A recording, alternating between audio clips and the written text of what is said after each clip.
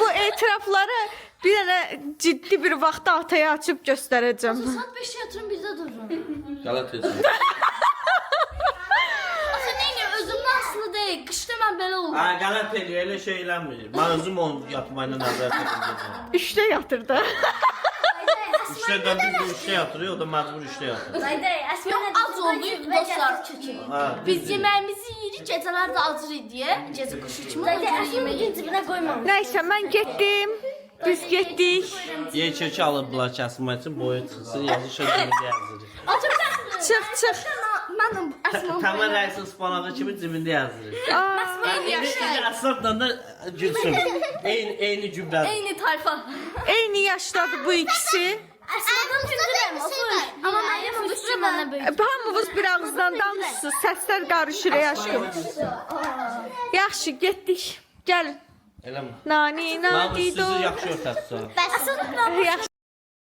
Olmasa burada qalmağınıza əylənin, heç olmasa. Üstünüzü yaxşı örtəsi. Nani bir üstünüzü.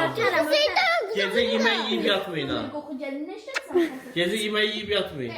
Yaxşı, bağışladım səni. Rahat qala bilərsən. Arkadaşlar, Nahidə uşaqlarımı yoldan çıxartdı. Mən Nahidəyə ölüm zarafatı elədim. Nahidə də uşaqlarımı əlimdən aldı, Aşkım qarşıladı. gələk. Çıx da qapıdan. Getdik biz. Adam benim büküldü aşkım. İşte gidiyorum bir şey demeden arkamı dön.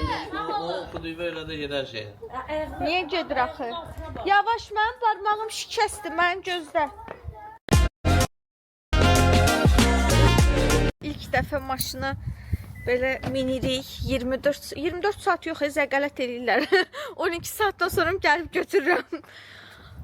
Evet, minirik maşına. Ay Allah.